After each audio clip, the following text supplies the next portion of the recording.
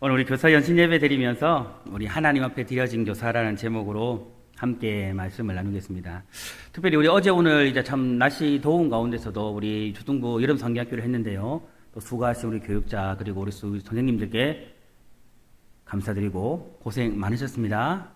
박수하라고요? 하나님께 영광의 박수 하겠습니다. 우리 선생님들에게 격려의 박수 드립니다. 감사합니다. 여러분, 한 사람이 살아가면서 우리는 어쩔 수 없이 수많은 사람들에게 영향력을 나타내는데, 사람이 살아가면서 적어도 몇 사람 정도에게 한 생일을 살아가는 동안에 영향을 미칠까요? 이거 어떻게 생각하십니까? 몇 명 정도에게 영향을 미칠까요? 100명? 1000명? 10,000명? 여러분, 한 학자가 이렇게 이야기를 하더라고요. 태어나서 사람은 죽을 때까지 약 60년 동안에 60년을 산다 보면 한 10,000명 정도에게 최소한 영향을 미친다고 이야기를 합니다. 여기에는 좋은 영향력도 있을 것이고 좋지 못한 영향도 있을 것이지만, 어찌하든 사람은 살아가면서 한평생 동안에 만약 60년의 세월을 산다면 한 적어도 10,000명 이상에게는 영향력을 미치며 살아간다는 거죠. 오늘 말씀에 의해서 바울은요, 자신에게 있어서 영적인 아들인 디모데에게 편지를 썼는데, 여러분, 바울이요, 이 편지의 말씀을 기록을 했을 때에 몇 사람을 대상으로 이 편지를 썼을까요? 오늘 말씀을 누구를 위해 이 편지를 썼습니까? 디모데 한 사람을 위해 썼어요. 근데 돌아보고 나면 이 성경이 완성되었을 때 보면 사실상 사도 바울은 이것이 성경에 들어갈 것이라고 예상도 하지 못했을 것이며, 이 말씀이 성경에 집필되고 나서 성경에 담겨진 이후에 이 성경이 수많은 세계의 사람들에게 일키워지면서, 여러분, 이 바울의 말씀이, 바울이 디모데에게 전한 이 말씀이요, 얼마나 많은 사람들에게 영향을 미쳤을까?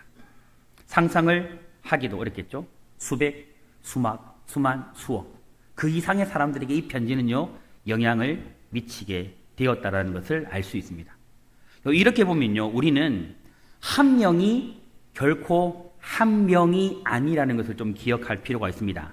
우리는 한평생 걸치며 살아가면서 많은 사람들에게 영향을 미칠 수 있는 그런 존재라는 것을 볼 때에, 여러분, 우리의 인생의 값어치는 어떻게 보면 절대 가볍지 않아요. 가볍지가 않아요. 여러분, 오늘 말씀을 통해서 우리는요, 그런 생각을 좀 해볼 수가 있을 것 같습니다. 단 한 사람이라도 오늘 이 예배를 통해서, 진실로 여러분, 오늘 이 시간 이 예배를 통해서 내가 다음 세대와 우리 아이들이나 아니면 다른 사람들에게 선한 영향력을 미치는 사람들이 되겠다라고 결단하고 한 명이라도 그렇게 세워진다면, 저는 오늘 이 예배는 굉장히 의미가 있는 예배라는 생각을 합니다. 그리고 그 한 사람으로 인해서 여러분, 우리 교회 주일학교에는 새로운 역사가 일어날 것이라고 저는 믿습니다. 교사들은 아멘을 해야 되는데, 오늘 교사 헌신 예배인데 오늘 지켜보겠습니다. 교사들 아멘을 많이 해야 돼요. 할렐루야. 한 명이라도 여러분 저렇게 그렇게 결단한다면 이런 역사가 일어날 것이라 믿습니다. 여러분, 우리 교사들이요, 영적인 영향력을 발휘하는 사람으로 변화될 때에 여러분 기억하십시오. 아이들이 변화돼요. 우리 교사들이 변화되면 아이들이 변화되고, 우리 아이들이 변화되면 누가 변화될까요? 가정이 변화될 수 있습니다. 가정이 변화되면 어디가 변화될까요? 한 교회와 나라와 국가가 변화될 수 있음을 믿으시기를 바라요. 그래서 한 사람이 좋은 말씀의 영향을 받고 바로 세워지는 것이 너무너무 중요하다는 거죠. 오늘 우리가 말씀을 나눌 때 좀 이런 기대와 간절한 소망을 가지고서 주일학교 다음 세대를 세워가기를 위해 다시 한번 결단하는 그런 은혜의 시간이 우리 교사들과 우리 성도님들 가운데 있기를 주님의 이름으로 축복합니다. 오늘 우리 한 3가지 정도의 말씀을 좀 나누려고 하는데요. 첫 번째는, 교사는 자신의 소명, 다시 말해 교사의 정체성을 분명히 해야 합니다. 여러분, 교사가 어떤 사람입니까? 여러 가지로 정의할 수 있을 거예요. 하지만 저는 이것을 기억했으면 좋겠습니다. 우리 선생님들은 적어도 나는 거룩한 소명을 받은 사람이라고 여러분 꼭 믿으시기를 바라요. 저를 따라 고백해 볼까요? 나는 거룩한 소명을 받은 사람이다. 아멘. 여러분, 우리는 보통 일반적으로 그런 생각을 해요. 목회자는 하나님의 부르심을 받은 사람이다. 맞습니까? 우리 성도님들이 그런 이야기 하잖아요. 우리 목회자를 향해서 하나님의 부르심을 받은 종, 부름받은 종 이렇게 이야기하잖아요. 여러분은 어떤 존재예요? 전 목회자만 부름받았고 여러분들은 부름을 안 받은 것이 아멘이시죠? 아니잖아요, 여러분. 우리는 다 하나님께 부름받은 하나님의 거룩한 백성이잖아요, 여러분. 이렇게 보면 여러분, 우리 모두 다 하나님의 거룩한 소명을 가진 자가 맞습니까? 아멘, 맞습니다, 여러분. 디모데후서 1장 9절에 보면 이렇게 말씀합니다. 하나님이 우리를 구원하사 거룩하신 소명으로 부르심은, 말씀하죠, 여러분? 우리를 거룩한 소명으로 불렀대요. 부르심은 우리의 행위대로 하심이 아니요 오직 자기의 뜻과 영원 전부터 그리스도 예수 안에서 우리에게 주신 은혜대로 하심이라. 아멘. 여러분, 하나님의 우리를 향한 부르심은요, 만세전에 이미 창세전에 예정되어진 것이고 때가 되면 하나님은 우리를 거룩한 소명자로 불러주신 거예요. 여러분, 저는 이 본문이야말로 여러분, 교사들이 놓치지 말아야 할 가장 중요한 말씀이라는 생각이 좀 듭니다. 왜냐하면 이 본문에는 나의 정체성, 다시 말하면 교사의 정체성, 교사의 존재 의미가 여기에 담겨져 있기 때문입니다. 여러분, 하나님께서는요, 우리를 어떻게 불렀습니까?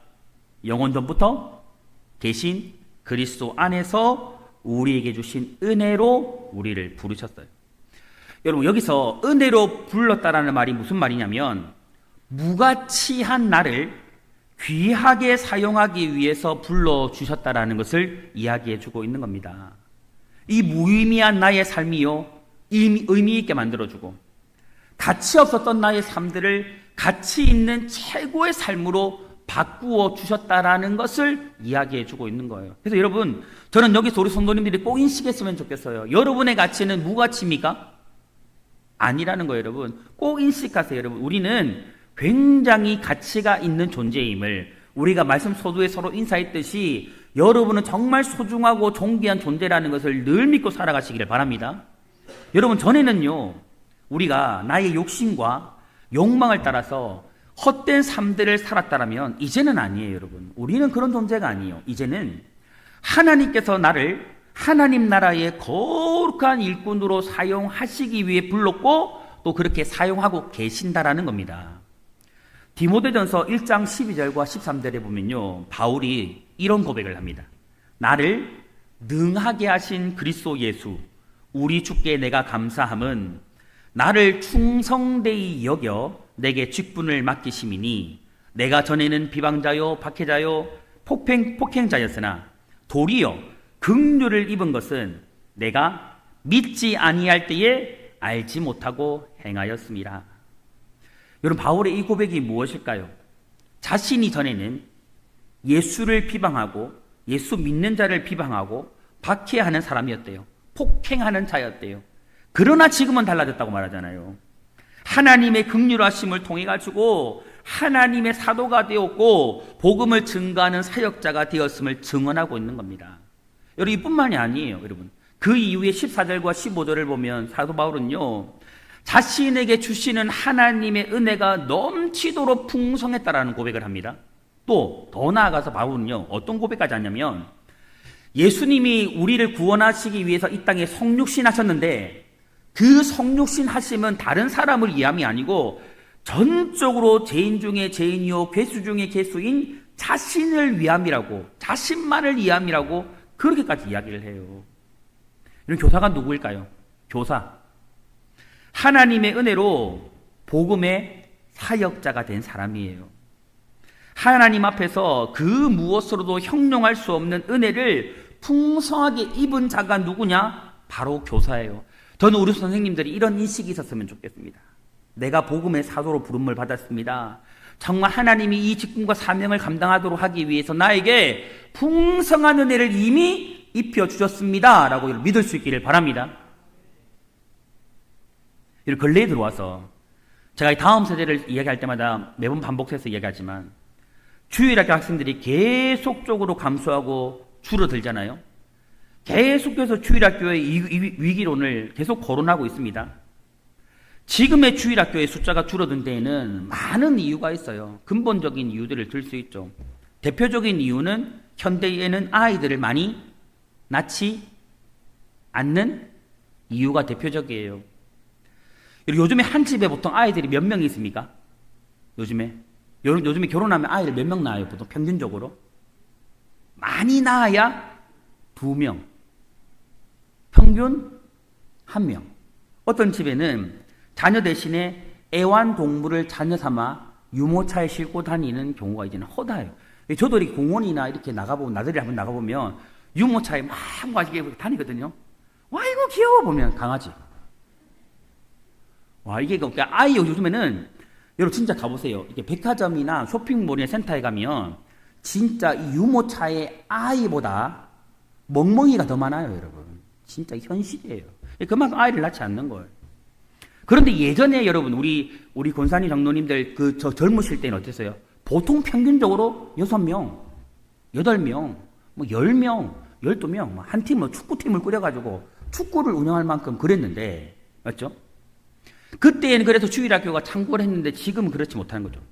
또 한 가지의 대표적인 이유는 무엇이냐면, 이게 정말 우리가 인식해야 될 문제인데요. 세상이 변했어요. 세상이 변했지만, 교사도 변했기 때문이에요. 교사도 변했기 때문입니다. 여러분 80년대나 90년대 아니면 2000년대까지만 해도 여러분 여름 성경학교 교사 강습회를 하면 교사 강습회를 진행하는 교회 안에 사람이 조금만 모였을까요? 미어 터졌을까요?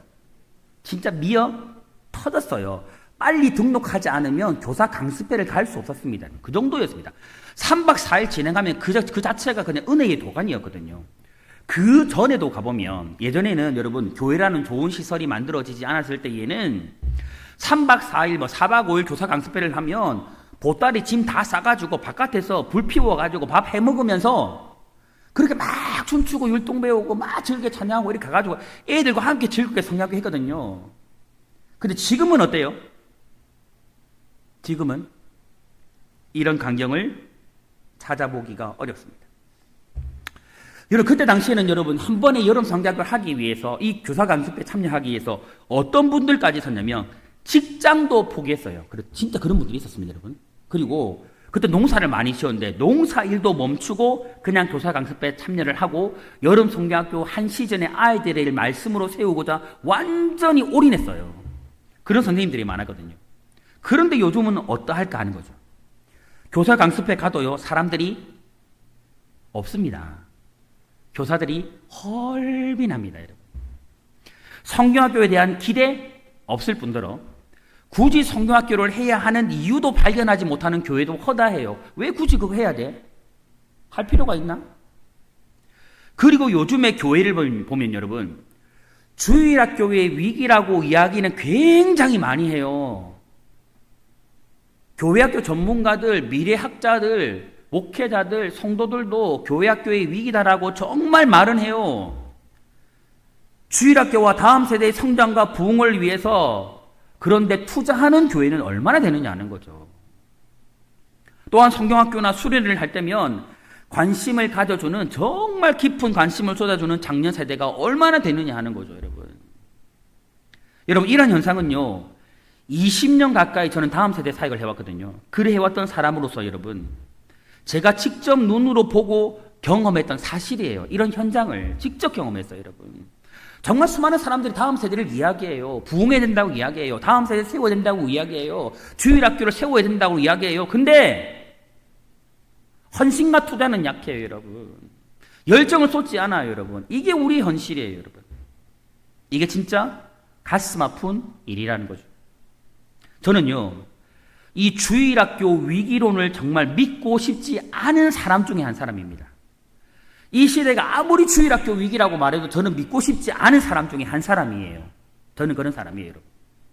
그러나 여러분 부인할 수 없는 사실은 위기를 어느 정도는 체감하고 있습니다, 여러분. 저는 주일학교가 부흥하지 않는다라는 말도 솔직히 믿지 않습니다. 믿고 싶지 않은 사람 중에 한 사람입니다. 주일학교는 이제 더 이상 부흥할 수 없다. 다음 세대는 이제 안 된다. 이런 말을 저는 본질적으로 믿지 않는 사람입니다. 왜냐하면 주일학교가 여러분 성장하지 않고 부흥하지 않는 문제는 이 시대의 문제가 아니에요. 분명히 아셔야 됩니다. 교회가 부흥하지 아니하고 다음 세대가 성장하지 아니하고 다음 세대가 부흥하지 않는 것은 외부적인 원인이 아니에요. 그 원인은 어디에 있어요? 어디에 있을까요? 우리에게 있어요. 우리에게. 우리 안에 있는 거예요. 우리 안에. 우리 교사들과 선생님들은요, 어떻게 생각하세요? 이런 부분에 대해서. 정말 어떻게 생각하세요? 사실 세상이 여러분 변한 것도 있어요. 부인할 수 없어요. 하지만 여러분 곰곰이 생각해 보세요. 세상이 변하면 우리는 변하면 안 되잖아요, 여러분. 세상이 아무리 변해도 우리는 말씀 위에 굳게 서서 진리에서 변하면 안 되잖아요, 여러분. 그런데 여러분 세상도 변했는데 누구도 변했어요? 교회도 변했잖아요, 여러분. 교사도 변했잖아요, 여러분. 그게 문제라는 거예요, 여러분. 우리가 말과 혀로만 사랑하면 안 되듯이 주일학교의 위기를 말하면서 부흥이 안 된다라고 말하면서 재정도 투자하지 아니하고 자신의 시간과 물질도 들이지 않고 몸도 헌신하지 않고서 어떻게 부흥을 기대할 수 있느냐는 거죠. 아무것도 안 하면 여러분 아무 일도 안 일어나는 건 당연한 거죠, 여러분. 여러분 이 시대의 많은 교회들이요, 주일학교에 목숨을 걸까요? 걸까요, 여러분? 안 걸어요. 그런데 여러분 정말 곰곰이 고민해야 돼요, 여러분. 저는 이것을 매일매일 강조해 왔거든요. 여러분 우리는 진짜 이거 깊은 인식이 있어야 돼요. 우리 교회도. 우리의 지금의 현재의 모습이 나중에 2, 3년 뒤에 우리 교회의 모습일 수 있어요, 여러분. 이 고민해야 돼요, 여러분, 진짜. 수많은 교회와 수많은 교회 학교들 이거 고민해야 돼요, 여러분. 여러분 지금의 우리의 모습은 무엇의 결과일까요? 10년, 20년 전에 뿌린 것에 대한 결과를 지금 우리는 맺고 있는 거거든요. 이걸 잊으면 안 돼요, 여러분. 그러면 우리가 10년, 20년 이후에 또 다른 결과와 풍성한 열매를 교회 가운데 보기를 원한다면 지금 우리는 뭐 해야 됩니까? 뿌려야 되는 거예요, 여러분. 지금 헌신해야 되는 거예요, 여러분. 지금 열정을 가져야 되는 겁니다, 여러분. 여러분 주일학교 열정을 가지고 헌신하지 않으면 안 된다는 거죠.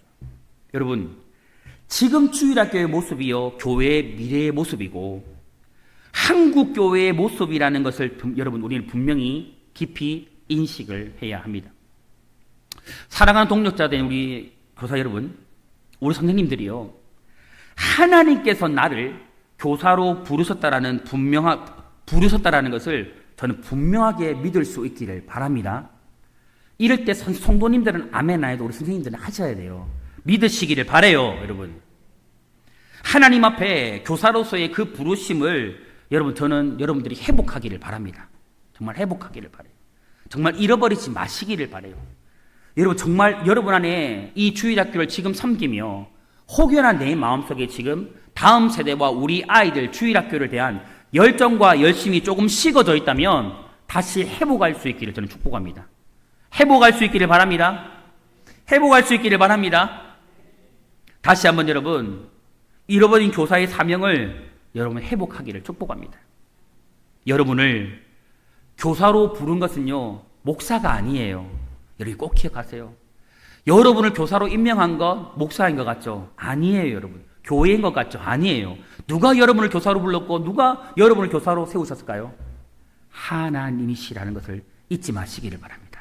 하나님이 여러분을 교사로 불러 세우셨기에 오늘 그 하나님 앞에서 다시 한번 결단하고 내가 하나님의 거룩한 복음의 사명자로 부름을 받았다는 그 정체성을 분명히 하시고 신실한 그 교사의 사명자로 다시 우리 선생님들이 일어날 수 있기를 주님의 이름으로 축복합니다. 두 번째는요, 교사는 잘 가르치는 교사가 되어야 합니다.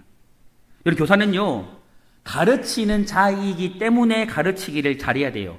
여러분 예를 들어볼까요? 저는 누구입니까? 목사입니다. 목사의 제1 직임은 무엇입니까? 말씀을 가르치는 일입니다. 그런데 제가 강단에 올라와가지고 말씀을 잘 연구하지 못하고 말씀을 잘 준비하지 못해가지고 성도 여러분 막 이렇게 하면 여러분 어때요? 첫 번째 대지는 이렇게 여러분 설교를 하고 내려가면 여러분이 아멘 할렐루야 이렇게 할까요? 아마 속이 터질걸 여러분. 그렇지 않을까요? 말씀을 가르쳤는데 도무지 무슨 소리인지 못 알아듣겠는 거예요. 동서남북을 다녔는데 아무것도 안 되는 거예요. 교집합이 없는 거예요. 이렇게 되면 어떻게 되는 거죠? 목사님은 아무래도 가르침의 은사가 없으신 것 같다. 이런 생각 할까 안 할까요? 여러분들이 지금 이게 입을 꼭 다물고 있지만 속으로는 아멘 했을 거예요. 저죠. 마찬가지입니다. 여러분. 목회자와 교사는 어떤 사람으로 부름을 받았어요? 말씀을 가르치는 자로 부름을 받았거든요. 그래서 여러분, 무엇을 잘 가르쳐야 될까요? 하나님의 말씀을 잘 가르쳐야 합니다. 왜냐하면요, 교사는 말씀을 가르치기 위해 하나님으로부터 부름을 받았기 때문입니다. 여러분, 이것을 잊지 마시기 바랍니다.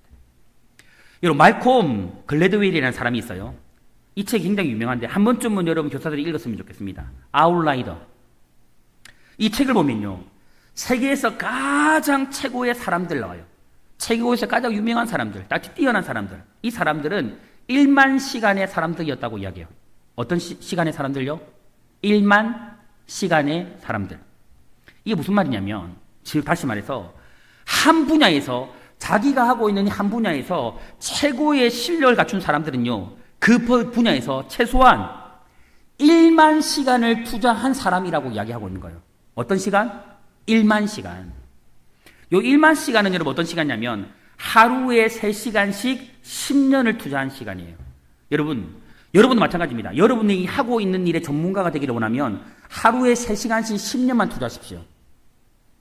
여러분은 전문가가 될 수 있습니다. 여러분, 목회자들은 기본적으로 원래 말을 잘합니까?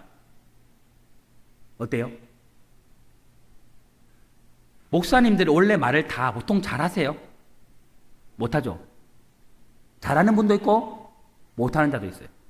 어떤 목사님은 말씀을 잘 가르치는 분도 있고 못 가르치는 분도 있고, 이게 물론 타고나는 것도 있는데 여러분, 저는 말씀드리고 싶어요. 만약에 어떤 선생님이, 어떤 목회자가 가르치기를 잘한다면 여러분, 그 사람은 어떻게 했기 때문에 그렇게 잘 가르칠까요? 그 사람은 아마도 1만 시간의 사람일 수 있어요. 여러분, 최고의 실력을 갖춘 사람들은요, 뛰어나게 머리 좋은 그런 사람이 아니래요. 태어나면서부터 여러분, 좋은 뛰어난 머리를 가진 사람이 최고의 실력을 갖춘 사람이 아니래요. 진짜 여러분, 세계적으로 뛰어난 사람들은 뛰어난 머리를 가지고 있는 사람이 아니라 무거운 엉덩이를 가진 사람이래요, 여러분. 무거운 엉덩이를 가졌대, 여러분. 저도 엉덩이 좀 무겁거든요, 여러분. 여러분, 이게 무슨 말일까요? 탤런트 코드라는 책을 보면요, 이 자기개발 전문가인 다니엘 코일이라는 사람이 이 책을 썼는데, 세계에서 가장 탁월한 사람들은 그 사람들을 연구하고 난 이후에 이 다니엘 코일이 이렇게 이야기했어요. 세상에서 가장 탁월한 실력을 가진 사람은 반복된 훈련과 시간을 투자한 사람이다. 이렇게 이야기했어요. 여러분, 저는 IQ가 몇인지 아십니까? 오늘 이 맞추면 선물 줘야 되겠네, 진짜. 제 IQ는 참고적으로 2자리는 아니에요, 여러분. 3자리라고요. 깜짝 놀라시네. 3자리예요. 제 IQ 얼마일까요? 당연히 100은 넘죠, 여러분. 모르겠죠? 110 넘을까요? 안 넘습니다, 여러분. 이 IQ를 제가 이렇게 잰 게 엄청 오래되긴 됐는데, 고등학교 때 IQ가 제가 102 나오더라고요, 102. 높아요, 낮아요? 한국 평균보다는 조금 낮은 편이에요, 여러분. 여러분, 중요한 게 뭔지 아십니까? 사람에게 있어서 여러분, 타고난 실력을 가지고 태어난 것보다 더 중요한 것은요, 무거운 엉덩이를 가지고 반복된 훈련과 시간을 자기 분야에 투자하는 게 그게 중요하대요. 우리가 일반적으로 사용하는 잘한다. 아이고, 이 사람 잘해. 어우, 잘해. 이래야죠. 잘한다라는 말이 무슨 의미입니까, 여러분? 잘한다? 잘한다는 말은 보통적으로 여러분, 능숙하다라는 말이에요. 전문가라는 말이에요. 우린 전문가를 향해서 뭐예요? 어이구, 잘하시네요. 이렇게 말하는 거예요. 전문가, 능숙하다, 그런 의미예요. 그리고 여러분, 낯설지 않다, 습관이 되어져 있다라는 말이 바로 잘한다라는 말에 담겨져 있는 의미입니다. 누군가가 여러분, 어떤 한 사람을 향해서 어떤 일을 잘하는 사람에 대해서 잘하시네요 라는 말은 무슨 말이에요? 아, 습관이 되어져 있네요. 능숙하네요. 이런 의미예요, 여러분. 전문가시네요. 이런 이야기입니다. 여러분, 가르침의 대가는요, 특별한 달란트를 가진 사람이 아니라 하나님의 말씀을 가르치는 습관이 되어져 있는 사람이라고 말할 수 있어요, 여러분. 그러니까 적어도 여러분, 목회자가 강단에서 이렇게 설교를 좀 능숙하게 하는 분들은 적어도 설교를 몇십 년 동안 했을까요? 안 했을까요? 했다라는 거죠. 저도 목회가 30년이니까. 여러분, 우리가 잘 알고 있는 유대인들, 전 세계적으로 인구 중에 0.3%밖에 되지 않아요. 근데 여러분, 지금도 그렇게 작은 부산 땅덩어리밖에 되지 않는 그런 이스라엘을 세계에서 가장 강대국이 미국도 함부로 그 나라를 건드릴 수 있어요? 잘 모르시나요, 여러분? 여러분, 미국도 이스라엘을 함부로 건드릴 수 있을까요? 못 건드릴까요? 못 건드려요. 왠지 아십니까? 지금도 유대인들은요, 전 세계의 경제와 정치 30% 이상을 장악하고 있어요, 유대인들이. 여러분. 함부로 못해요. 0.3%밖에 되지 않는데. 부산의 땅덩어리가 그렇게 작은 나라임에도 불구하고 못해요. 못해요. 어떤 기자가요, 그 이유를 물었더니 이렇게 답했습니다. 글쎄요, 유대인들이 특별히 뛰어난 민족은 아닙니다. 다만 어릴 때부터 책을 가까이 했습니다. 날마다 탈무드를 읽고 하루에 읽어야 할 토라를 읽고, 바로 모세오경을 이야기해요. 읽고 말씀을 암송하는 것이죠. 여러분, 늘 습관적으로 책을 읽고 말씀을 읽고 말씀을 암송하는 것, 이것이요 유대인들의 성공 비결이었어요. 지금도 전 세계를 움직이게 하는 힘이 거기에 있는 거예요, 여러분. 이처럼 여러분, 전문가, 즉 성공하는 사람들에게는요, 성공할 수밖에 없는 습관이 있을까요, 없을까요? 있어요, 여러분, 있어요. 실패하는 사람은 실패할 수밖에 없는 습관이 있어요, 없어요? 있어요, 여러분. 절대 탓할 수 없어요, 여러분. 여러분, 모든 목회자들은, 이 땅에 있는 모든 목회자들은 성경을 잘 알까요? 성경을 다 잘 가르칠까요? 만일 그렇다면 여러분, 성경을 잘 알고 성경을 잘 가르친다면, 여러분, 그 사람은, 또 우리 주변에 말씀을 잘 가르치는 교사가 있다면, 여러분, 그 목회자와 그 선생님은요, 말씀을 가까이 하는 분일 거예요.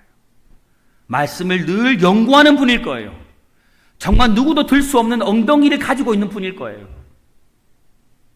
열심히 말씀을 읽고 연구하고 묵상하는 사람, 그 사람은요, 잘 가르치는 교사가 될 수 있습니다. 말씀을 잘 가르치는 교사는요, 늘 말씀을 가까이 하는 거예요. 늘 말씀을 가까이 하는 삶을 살아가는 거예요, 여러분. 사랑하는 교사 여러분, 하나님의 말씀, 이 예수 그리스도의 복음을요, 우리 다음 세대에게 정말 잘 가르쳐주는 교사님들이 되어주시기를 저는 부탁을 드립니다. 부탁을 드립니다. 그러기 위해서 여러분, 우리 선생님들이 먼저 무엇을 가까이 해야 될까요? 무엇을 가까이 해야 될까요? 말씀을 가까이 하시기를 저는 축복합니다. 이런 말씀을 매일매일 우리 선생님들은 꼭 읽으시기를 바랍니다. 말씀을 묵상하시기를 바랍니다. 특별히 우리 매주에 우리 선생님들이 반별 모여서 아이들 반별 공부 가르치잖아요. 저는 우리 선생님들이 그런 수고와 열정을 보였으면 좋겠어요. 매주 토요일만큼은 일정한 시간을 투자해서 우리 아이들에게 말씀을 가르치기 위해서 준비하는 선생님들이 되어주시기를 바랍니다. 제가 어제도 잠시 우리 권사님들하고 이렇게 스쳐 지나가다 이야기했지만, 저는 토요일 날 시간을 이렇게 바깥으로 이렇게 나가는 걸 이렇게 원치 않아요. 왠지 아십니까? 토요일 날 제가 외부 사역을 하든가 이렇게 바람을 쐬러 나가면요, 주일 말씀 설교를 집중하지 못해요. 토요일만큼은 그 어느 시간보다 저는 말씀에 집중합니다. 더 집중해서 말씀을 준비하려고 합니다. 왠지 아십니까? 흐트러지지 않으려고, 영적으로 흐트러지지 않으려고, 이 말씀을 주일만큼 우리 성도님한테 더 잘 증가하려고 그렇게 저를 다 다지는 거예요. 다 잡는 거예요. 마찬가지로 정말 토요일 날 일정한 시간만큼은 우리 선생님들이 다 사회생활들을 하시기 때문에 분주하실 거예요. 하지만 그럼에도 여러분, 1시간만이라도, 아니면 거기서 한 2시간만이라도 정말 내일 내가 나에게 맡겨진 그 아이들에게 말씀을 가르치기 위해서 정말 열심히 시간을 투자해서 말씀을 준비하는 선생님들이 되어주시기를 주님의 이름으로 부탁드립니다. 부탁드립니다. 제가 검사할 수는 없겠지만 매주 토요일 성령님을 보내어 검사하도록 할렐루야. 여러분, 우리 모든 선생님들은요, 정말 말씀에 반복된 훈련과 이 시간들을 정말 투자해가지고 생명의 복음인 하나님의 말씀을 정말 그 누구보다도 우리 아이들에게, 우리 자녀들에게, 다음 세대에게 잘 먹이고 잘 입히는, 잘 잘 가르치는 그런 선생님들 되어주시기를 다시 한 번 더 주님의 이름으로 축복합니다. 마지막 세 번째로 여러분, 교사는 비전을 가진 사람이어야 돼요. 비전을 꼭 가지고 있어야 돼요. 그리고 그 비전을 가지고 영향력을 주는 사람이 되어야 합니다. 여러분, 교사는요, 비전이 없으면 안 돼요. 꿈이 없으면 안 돼요. 교사에게는 하나님으로부터 받은 하나님의 나라와 또 우리 주일학교를 위한 꿈과 비전을 가진 사람이 되어야 됩니다. 있어야 돼요. 여러분, 강흥구 교수를 아십니까? 강흥구 교수. 할렐루야. 영화도 보시고 음악도 들으시고 책도 읽기를 주님의 이름으로 축복합니다. 우리 선생님들, 할렐루야. 야, 지금 오늘 제가 벌써 책을 3권을 이야기했어요. 이 책은 우리 전도사님 함께 잘 읽어보세요. 가슴 뛰는 삶, 이런 책이 있는데요, 이 강훈구 교수는요, 비전이 있는 삶의 특징을요, 가슴 뛰는 삶이라고 이야기해요. 비전 있는 삶의 특징이 뭐라고요? 가슴 뛰는 삶. 그러니까 여러분, 사람은 꿈과 비전이 있으면 뭐가 뛰어요? 가슴이 뛰어요. 여러분, 설레임이 있어요. 여러분, 뜨거운 여름에는 설레임 아이스크림을 먹어야 되죠. 주무실 것 같아서 개결을 했는데 역시 웃지 않는 우리 성도님들, 할렐루야. 설레임이 있어요. 여러분, 가슴 띵이 있어요. 여러분, 그 비전에 관한 단어만 들어도 가슴이 설레이는 삶, 그 단어만 들어도 잠이 오지 않는 것, 이것이요 비전을 가진 사람들의 특징이에요. 특징. 저는요, 이 주일학교 교육자와 교사들은 적어도 주일학교 다음 세대라는 이 단어, 아니면 내가 지금 맡고 있는 아이들의 이름만 들어도 사실은 가슴이 설레이고 잠이 오지 않는 사람이 되어야 된다고 저는 생각합니다. 여러분은 어떻게 생각하십니까? 다음 세대를 생각하면 아이고 피곤해. 주일하고 생각하면 아이고 피곤해.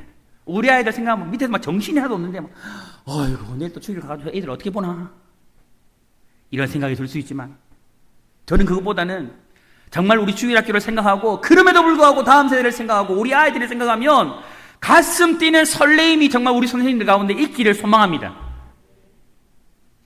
여러분, 이 세상에는요, 자신의 가슴을 막 설레게 하고 가슴을 막 뛰게 하여서 잠 못 이루게 하는 비전, 그 비전에 미쳐 있는 사람들이 여러분 한둘이 아니었어요. 사실은 굉장히 많았어요. 여러분, 그리했기에 여러분 그 사람들은 다 자신들의 꿈과 비전을 이룰 수 있었습니다. 여러분, 우리 그 월트 디즈니 만화 좋아하죠? 월트 디즈니 몰라요, 여러분? 신데렐라, 인어공주, 이런 거 몰라요, 여러분? 뭐, 우리 권사님 모르세요? 백설공주, 이런 다 월트 디즈니 만화잖아요. 이 월트 디즈니사를 만들었던 월트 디즈니가 원래는 여러분 자살하려고 했었던 사람이에요. 모든 삶의 끈을 놓고요, 정말 죽음을 생각하면 길을 걷고 있었는데 실제로 생쥐 한 마리 지나가는 거예요. 그 생쥐를 보고 월트 디즈니사를 만들었어요. 제가 지금 거짓말한 것 같죠? 이 사실이에요, 여러분. 그래서 월트 디즈니가 됐어요, 여러분. 여러분, 전구에 미친 사람 누구예요? 전구를 개발하기 위해 전구에 미친 사람, 토마스 에디슨. 미치니까 되잖아요, 여러분. 다이너마이트를 누가 개발했어요? 노벨. 다이너마이트. 여러분, 노벨은 자기 집도 많이 태워 먹었대요, 여러분. 미쳐야 성공하는 거예요. 애니카 소레스탄, 골프에 미친 사람이었죠. 여러분, 이들은요, 하나같이 자신의 비전에 뭐한 사람이에요? 미친 사람이에요, 여러분. 그것만 생각하면 가슴이 설레어가지고 밤에 잠이나 잤을까요? 못 자요, 여러분. 여러분, 남자들이 그런 특징이 있습니다. 좋아하는 운동이 생기면 밤에 잠 누워도 천장에서 그 운동이, 우리 옛날 할머니 할아버지 고수도 좋아했잖아요. 안 쳐본 것처럼 이렇게 고수도 좋아하셨잖아요. 고수를 열심히 치면 이제 한참 이제 고수 재미를 붙이면 밤에 자려고 다 누웠는데 보이는 빨간색은 전부 다 핫도판으로 보이고, 맞죠? 천장에 놓으면 막 핫도패가 막 보인다 하더라고요, 여러분, 실제로. 그게 왜 그런 거예요, 여러분? 핫도에 미쳐가고 있는 거죠, 여러분. 그것만 생각하면 여러분 가슴이 설레고 잠도 오지 않고, 이거 실제로 사람은 그래요, 여러분. 무언가에 빠지면 그런 증상이 일어난다니까, 여러분. 여러분, 이런 사람들은요, 다 자신 전생애를 들여가지고요, 자신의 꿈을 이루기 위해서 모든 걸 걸었던 사람들이에요. 그리했기에 여러분 무엇을 이루었을까요? 자기가 생각하는 꿈, 비전을 이루었던 거예요. 왜? 무엇 때문에? 거기에 뭐 했으니까? 미쳐있을까요? 그럼 여러분, 교사는 누구입니까? 교사는 다음 세대 주일학교, 우리 아이들의 영혼에 대한 비전에 완전히 붙들린 사람이 되어야 돼요, 여러분. 한 영혼의 생명을 살리는 비전, 다음 세대를 부흥시키고 싶다라는 그 비전에 완전히 사로잡힌 사람이 되어야 할 줄 믿습니다. 믿습니다, 여러분. 여러분, 위에서 내가 몇 사람을 언급했는데, 여러분, 이 사람들처럼요, 수많은 사람은요, 생명이 없는 그 일에도 자신의 생명을 바쳤어요. 거기에 인생을 올인했어요. 거기에 미쳤습니다, 여러분. 그러면 생명을 없는 그 일에도, 생명이 없는 그 일에도 그 사람들이 그리했다면, 여러분, 우리는 생명을 살리는 일인데, 생명이 있는 일인데, 여러분, 이 일에 우리는 어찌해야 될까요? 당연히 우리의 생명을 다할 수 있어야 할 줄 믿습니다, 여러분. 여러분, 이 세상에서 영향력을 미치는 사람들이 있어요. 실제로 살아가면서 영향력을 미치는 사람이 있어요. 그런데 여러분, 이 사람들을 자세히 보면요, 그 사람들은 많이 배운 사람이 아니에요. 실제로는 높은 학벌, 높은 지위를 가진 사람이 아니에요. 높은 지위를 가진 사람이 아니라 그 사람들은 하나같이 선명한 자신만의 꿈과 비전을 가진 사람들이에요. 분명한 목표가 있는 사람이에요. 그 사람들은. 진짜 영향력은 높은 지식과 높은 학식에서 나오는 게 아니에요. 저도 대학원 때 공부하면서 이 석사나 학사 공부를 하면서 여러분 느낀 게 있어요. 이분은 진짜 좋은 대학을 나왔고 똑똑해. 논문이나 책이나 정말 내용이 좋아. 근데 강의는 진짜 젬병이에요. 알아들을 수가 없어요. 제가 느꼈죠. 아, 공부와 가르치는 것은 별개구나. 영향력을 못 미치는 거죠. 좋은 대학 학벌이요, 좋은 학위가요, 영향력을 발휘하는 게 절대 아니더라고요. 서울대 나오고 박사 학위를 받은 사람이요, 억지로 가르치는 것보다 좀 좋지 못한 대학 나와도 정말 영혼을 사랑하는 뜨거운 가슴을 가지고 정말 그 영혼을 살리고 싶어서, 정말 그 영혼을 구원하고 싶어서 그렇게 발버둥 치며 가르치는 그 사람을 통해 여러분, 사람은 영향을 받는 거예요. 영향을 받는 거예요, 여러분. 여러분, 영향력은요, 외부적인 조건에서, 우리 외부적으로 들어오는 조건에서 만들어지는 게 아니에요. 진짜 영향력은 어디에서 나타나는 거예요? 우리 안에 있는 겁니다. 우리 안에서 만들어져서 외부로 나가는 거예요. 여러분, 성경에 나오는 믿음의 선진들, 믿음의 조상들 보십시오. 비전을 가지고 있었던 그 사람들을 보십시오. 하나님께서는요, 그들을 부르실 때 그냥 억지로 부른 사람이 아무도 없어요. 저도 마찬가지였습니다. 먼저 그들을 부르기 전에 하나님의 비전을 보여줘요. 하나님의 꿈을 보여줘요. 선명한 비전을 보여줘요. 가슴 뛰는 그런 비전, 잠 못 이루는 비전, 그런 꿈을 보여줘요, 여러분. 아브라함 그랬잖아요, 여러분. 야곱 그랬잖아요, 여러분. 요셉 그랬잖아요, 여러분. 모세 그랬잖아요. 이사야도 그랬잖아요, 여러분. 에스겔도 그랬잖아요, 여러분. 여러분, 이들이 태어난 환경들은요, 다 좋은 환경이 아니었어요. 평안히 살 수 있는 시대가 아니었습니다. 환경은 절망적이고 암담하지만 하나님께서 그들에게 주신 그 시대 속에서 하나님의 비전을 보여주실 때 그들은 그 하나님의 비전을 가지고 영향력을 나타내는 삶을 살아갈 수가 있었어요. 이런 교사는 누구입니까? 그는요, 비전을 가진 사람이어야 됩니다. 교사는 비전을 가진 사람이 되어야 합니다. 여러분, 교사는요, 꿈을 심어주는 사람이고 비전을 보여주는 사람이어야 돼요. 여러분이 우리 그걸 알았으면 좋겠습니다. 여러분, 우리가 교회 보면 이렇게 현수막들이 붙어 있잖아요. 이거 왜 붙어 있는지 아십니까? 여러분 꼭 기억하세요. 사람은 보는 것이 비전이 돼요. 말씀은 보아야 내 가슴에 묻히고 비전이 돼요. 사람은 보지 않으면 비전이 안 돼요. 여러분, 우리 아이들이 자랄 때에 왜 외국으로 투어 나갈까요? 견문이 넓어지잖아요. 세계를 봐야 비전이 보이잖아요, 여러분. 무슨 말입니까? 보아야 비전이 생기는 거예요, 여러분. 이 말씀들을 그냥 붙여놓은 게 아니에요, 여러분. 이게 볼 때 이게 우리 꿈이 되는 거예요, 여러분. 목회자들이 그냥 붙이는 게 아니에요, 여러분. 이게 우리의 비전이 되라고 보여주는 거예요, 여러분. 보지 않으면 여러분 우리 결코 비전을 가질 수 없어요. 듣지 않으면 여러분 가슴 뛰는 비전을 가질 수 없다니까, 여러분. 보는 게 비전이 된 거예요, 여러분. 이런 교사는 그런 의미에서 여러분 정말 꿈을 가지고 있어야 돼요. 그래서 우리 아이들에게 여러분 비전을 내 안에 있는 이 하나님의 비전을요 정말 가슴 뛰는 이 하나님의 비전을요 아이들에게 심어주고 실제적으로 그 하나님의 비전을 이루어가는 걸 보여줄 수 있어야 돼요, 여러분. 보여줄 수 있어야 돼요. 여러분 가르침은요 다른 것이 아니에요. 가르침은 다른 게 아니에요. 내가 본 비전, 하나님이 나에게 준 비전, 이 말씀을 통해 주신 하나님의 그 선명한 비전을요 보여주는 거예요. 우리 아이들에게, 우리 자녀들에게 보여주는 거예요. 그리고 전수하는 거예요. 그러므로 사랑하는 선생님들, 여러분 먼저 여러분이요 하나님의 비전을 소유한 사람들이 되어주시기를 축복합니다. 여러분 우리가 잘 아는 프로, 아마추어 어떤 차이입니까? 누가 프로이고 누가 아마추어입니까? 여러분 프로와 아마추어의 차이는요 한 끗 차이래요. 목숨을 거느냐 목숨을 걸지 않느냐. 프로는요 그 일에 자신의 모든 것을 거는 사람이고 아마추어는 취미생활로 하는 거예요. 사랑하는 교사 여러분, 하나님이 세우신 우리 청동교회 주일학교를 위해서 저는 여러분들이 또 우리 선생님들이 새로운 소망, 새로운 비전을 가져보았으면 좋겠습니다. 이럴 때 아멘 하게 해야 되는데 안 하면 절망스럽습니다. 다시 해야지. 여러분 저는 우리 선생님들이, 우리 성도님들이 우리 청동교회 주일학교를 위해서 새로운 소망, 새로운 비전을 가지기를 소망합니다. 정말 소망이에요, 여러분.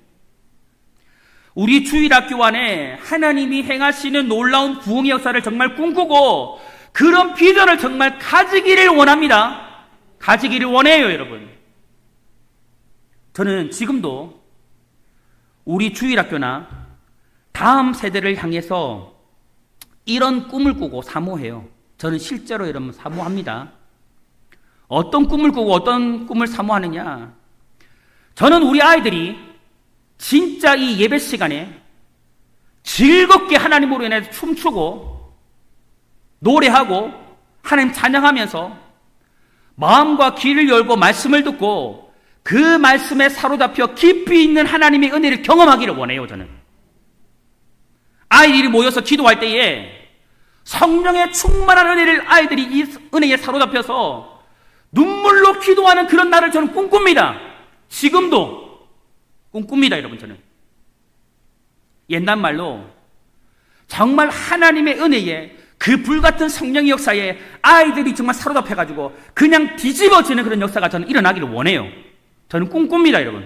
사모해요. 그리고 우리 젊은 학생들, 우리 청년들, 한 찬양의 가사처럼 우리 청년들이 정말 예수의 꿈을 꾸고 인류 구원의 환상을 보기를 원해요. 저는 그렇게 되기를 원합니다. 하나님의 은혜에 정말 사로잡혀서 뜨겁게 찬양하고 뜨거운 가슴과 뜨거운 눈물로 기도하고 하나님 나라와 교회를 위해서 정말 새벽 이슬 같은 주의 청년들이 되어져 그렇게 즐겁고 기쁨으로 헌신하는 그런 날이 이르기를 저는 기대하고 소망하고 있습니다. 지금도. 여러분, 이런 꿈과 비전을 여러분 우리가 좀 생각만 해도 여러분 가슴이 설레이지 않아요? 여러분 안 설레이면 안 되는데 큰일 났네. 정말 여러분 정말 이런 일들이 정말 우리 가운데 정말 일어날 수만 있다면 여러분 설레이는 일 아니에요. 가슴 뛰는 일 아니에요, 여러분. 사랑하는 교사 성도 여러분, 저는 개인적으로 여러분 진짜 하나님이 좋고 예수님을 너무 좋아합니다. 저는 하나님의 일을 할 때가 가장 즐겁고 행복합니다. 과거에도 그리 했고 지금도 여기에는 변함이 없습니다. 저는 목사로 부름받고 후회한 적 많습니다. 없어야 되지만 많습니다. 하지만 완전히 결단하고 세워진 뒤에는 마음을 바꾼 적은 없습니다, 여러분. 하나님 일을 할 때가 가장 행복합니다. 저는 과거에 이 다음 세대 주일학교 교회의 부흥을 꿈꾸면서 정말 잠을 이루지 못했던 적이 한두 번이 아니었습니다. 저는 정말 잠을 못 잤습니다. 왜 그런지 아십니까, 여러분? 정말 내가 맡고 있는 이 아이들을 생각하면 잠이 안 왔습니다, 솔직히 여러분. 주일학교의 부흥을 생각하고 교회의 부흥을 생각하면 잠이 안 왔습니다, 저는. 아니, 잠이 오지 않았습니다, 여러분. 솔직히 말합니다. 그래서 자다가도 성령의 감동이 막 올 때가 있거든요. 성령의 감동이 오면 일어나서 설교 원고를 작성해야 돼요. 말씀을 준비하며 성령의 뜨거운 감동이 오면 설교를 원고를 작성하다 또 울어. 미친 사람처럼. 기도하다가 또 원고를 막 써내려 내려갑니다. 그러다가 여러분, 때로는 어려움도 찾아오겠죠. 어렵게 보이는 상황들 때문에 우리가 헌신하지 못하고 하나 되지 못하고 부흥을 향해서 거룩한 꿈을 꾸지 못해 앞을 향해 힘있게 달려가지 못하는 그런 현실들을 바라보면서 때로는 가슴이 아프고 눈물이 납니다. 여러분, 솔직한 마음은 저희 이런 마음이에요. 지금도 우리 주일학교 아이들 있잖아. 청년들 앉아 있잖아요, 여러분. 더 귀한 거, 더 좋은 거 주고 싶은 마음이에요, 여러분. 여러분, 그런 마음 아니에요, 솔직히? 더 귀하고 더 좋은 것 우리 다음 세대에 주고 싶어요, 여러분. 솔직한 마음은 여러분, 모든 걸 다 주어도 아깝지 않아요. 이게 우리 아이들이고 청년들이에요, 여러분. 그 마음은 변하잖아요. 그럴 때로는 여러분 마음이 미워지고 때로는 눈물이 날 때가 있습니다. 사랑하는 교사 여러분, 성도 여러분, 저는 정말 주 예수 그리스도 이름으로 선포합니다. 이라는 현실 앞에서도 여러분, 하나님께서 우리 가운데 살아 계시기 때문에, 예수 그리스도께서 우리 가운데 살아 역사하시기 때문에, 지금도 우리 교회 가운데 여전히 성령은 살아 역사하시기 때문에 우리 교회는 소망이 있음을 믿으시기 바랍니다. 믿으시기를 바랍니다. 저는 정말 여러분이 아멘하기를 바랍니다. 여러분, 다음 세대 여러분 소망이 있으면 믿으시길 바라요. 여러분, 우리 다음 세대와 청년들에게는요, 저는 지금도 여전히 소망이 있음을 저는 믿습니다. 우리 주일학교는 부흥할 수 있고 청년 세대는 다시 일어날 수 있음을 여러분 믿으시기를 바랍니다. 여러분, 이런 가슴은, 이런 꿈은요, 가질 때야 이루어져요. 꿈꾸지 않으면 안 돼요, 여러분. 가지지 않으면 안 돼요. 사랑하는 교사의 성도 여러분, 이런 꿈과 비전 가지고 다시 한번 우리가 일어나서 달려갔으면 좋겠습니다. 정말 달려갔으면 좋겠어요. 이제 어려운 현실과 우리를 힘들게 만드는 상황들 여전히 우리 가운데 있을 거예요. 여러분, 저는 선포합니다. 앞으로 있을 거예요. 그러나 여러분, 우리는 예수의 이름을 붙들고 예수의 십자가를 붙들고 능력의 십자가를 붙들고 거기 안주하면 안 돼요, 여러분. 안주하면 안 돼요, 여러분. 우리는 거기 함몰되어도 안 돼요, 여러분. 우리는 오직 예수와 십자가를 붙들고 하나님이 주신 우리의 소망과 비전을 붙들고 앞을 향해 달려가야 될 줄 믿습니다. 여러분, 그런 말 있잖아요. 끝날 때까지 끝난 게 아니다. 아니다, 여러분. 끝날 때까지 끝난 거 아니잖아요, 여러분. 하나님께서 우리와 함께 하시고 하나님이 살아계시는 이상 우리의 꿈과 비전은요, 절대 사라지지 않을 거예요. 여러분 기억하세요. 저는 지금 방금 말씀드린 이런 비전 놓지 않을 거예요. 정말 누가 뭐라 해도, 주변에서 어떻게 공격해도 여러분, 우리가 지금 상황이 어찌 어렵든지 여러분, 저는 포기하지 않을 거예요. 여러분은 어찌 할 겁니까? 포기한다. 함께 달려갑시다.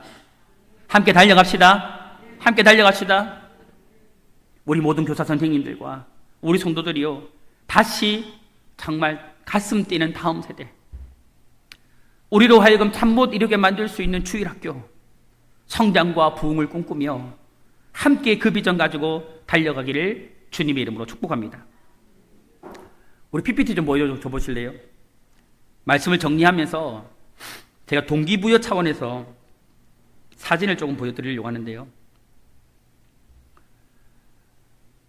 제가 실제로 주일학교를 할 때의 현장 사진이었어요. 지금은 이제 제가 주일학교를 내려놓았기 때문에. 이게 어떤 사진이냐면, 한 달에 한 번은 4대가 부모님들과 4대가 함께 모여서 금요 기도회를 드리는 겁니다. 다음 사진 넘겨줘 보실래요?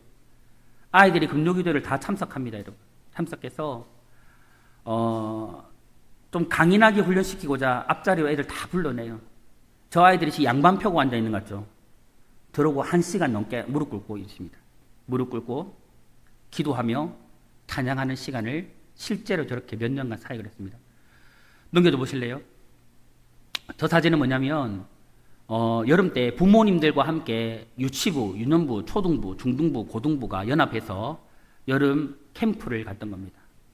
지금 저 하나 넘겨줘 보세요. 저 장면들은 이제 부모님과 아이들이 가정별로 함께 이제 관계 회복을 위한 레크레이션을 하는 시간이에요. 저기서 부모님과 아이들의 상처가 다 허물어지고 막 기쁨으로 진짜 교제하는 시간들을 가지는 거예요. 넘겨주세요. 저기 뭐 숨어 있는 제가 있어요, 여러분. 또 넘겨줘 보세요. 그렇게 교제하고 이제 밤 집회가 들어가면 이게 저렇게 이제 아이들이 저때가 한 150명에서 200명 사이가 모였을 텐데 넘겨주세요. 저 때는 진짜 이제 부모님들과 아이들이 다 모여서 쓸어안고 서로의 미안한 마음을 다 전하고 같이 회개하고 마음에 있는 상처와 가정의 치유를 위해서 함께 기도하는 시간들을 가져요. 넘겨주세요. 예, 넘겨주세요. 여러분 잠깐만요. 실제로 여러분 제가 우리 저기가 말하지만 여러분 신앙교육은 부모가 반드시 함께 해야 돼요. 저는 말하지만 여러분 유치부부터 고등부까지 막 무슨 연합을 해가지고 행사하는 게 어렵다라고 많이 말하거든요. 절대 불가능하잖아요. 저는 다 이루었습니다. 다 했어요. 다 가능해요. 여러분 이건 뭐냐면 달란트 마켓이에요. 이제 우리가 간단하게 우리 초등부 생각했지만 이거는 진짜 아주 이제 지금 이때는 제가 지금 보여주는 이거는 이 교회가 이런 일들을 하나도 시행하지 않았던 때였고 제가 부임해서 이런 모든 것을 다 만들어내었던 거예요.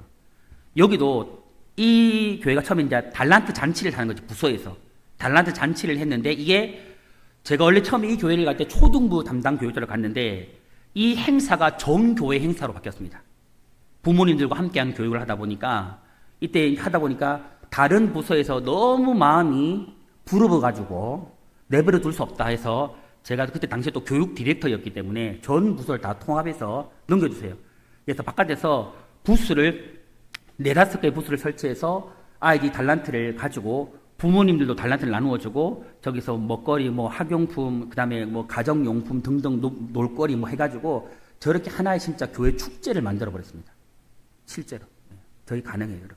그러면 저 때도 담임 목사님도 나오시고 모든 교회자 나와가지고 막 그때 하여튼 아주 아름다운 그런 기회. 이런 일들이 실제로 가능해요. 이게 제가 이걸 보여주는 이유는 저희 교회가 이렇게 만들어 가기를 원하기 때문에 보여주는 거고 할 수 있다라는 비전과 소망을 여러분이 보여주기 위해 보여주는 거예요, 여러분. 할 수 있습니다. 이 교회도 이런 거 안 하고 있었던 교회예요. 다 만들어진 겁니다. 넘겨주세요. 이것은 한 교회가 이제 그 겨울 캠프를 성령 캠프를 했는데 넘겨줘 보세요. 지금 현장이 여러분 좀 흐리지만 이 자리가 지금 유초등부만 1000명이 모인 자리입니다. 1000명이 모인 자리고 이때는 이제 아이들을 모아놓고 이제 2박 3일에 겨울 성령 캠프를 인도할 때입니다. 네, 넘겨주세요. 네. 이때는 제가 이제 교육국 총괄로 이제 1000명 넘게 모이는 교회에서 이제 사역할 때에 이제 이런 현장들을 만들어 갔던 걸 보여주는 거예요. 제가 이걸 왜 보여주느냐? 할 수 없다 하면 여러분 아무것도 못해요. 하지만 여러분 할 수 있습니다.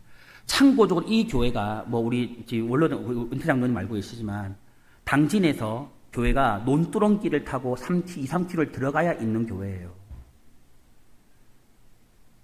이 교회는 성이에요, 성. 유초등부만 1000명이 모여요, 여러분. 아주 조그마한 천막 교회로 교회가 시작했어요. 할 수 있습니다, 여러분. 비전을 가지고 달려가면 돼요. 저는 여러분 우리가 이런 생각 가졌으면 좋겠어요. 우리 교회가 외지다 이런 생각하지 마세요. 지금은 여러분 좋으면 다 찾아갑니다. 저는 우리 교회가 무엇인가를 내세울 수 있는 특화되어진 교회를 만들어 갔으면 좋겠어요. 이곳에도 여러분 기적은 일어날 수 있어요. 일어날 수 있습니다. 일어날 수 있습니다. 이건 우리가 만들어 가는 거예요, 여러분. 우리가 꿈을 꾸고 만들어 가는 거예요. 제가 이런 사역 해왔거든요, 여러분. 제가 이런 사람이에요, 여러분. 잘난 척하는 게 아니고 이런 사역 해왔어요, 여러분. 그래서 저는 여러분 다음 세대에 대한 특별한 마음이 있어요. 청년들에 대한 마음도 특별한 마음이 있어요. 없지 않아요. 지금은 단임 목회자이기 때문에 여기에 올인하는 거지만 여러분 저는 이것들을 함께 만들어 가고 싶어요. 절대 주일학교를 버리지 않을 거고 함께 세워가길 원해요. 다음 세대가 서야 주일학교가 서야 여러분 청년도 서고 장년 모자도 서고 여러분 청년교회의 미래도 밝을 거예요. 여러분 그때 여러분 우리 지금 우리 은퇴 장로님들 우리 원따님들 정말 이렇게 우리 다음 세대를 우리가 키워내었다. 그런 영광스러운 거 우리가 함께 자랑해 갔으면 좋겠습니다. 정말 이런 은혜로운 역사들을 진짜 우리가 위대한 꿈과 비전을 가지고서 함께 만들어 가기를 주님의 이름으로 축복합니다. 오늘 이 말씀 잊지 말고 정말 힘을 내어서 다시 한번 선생님들, 성도님들 다음 세대 주일학교를 위해서 힘쓰고 있으며 달려가기를 주님의 이름으로 축복합니다.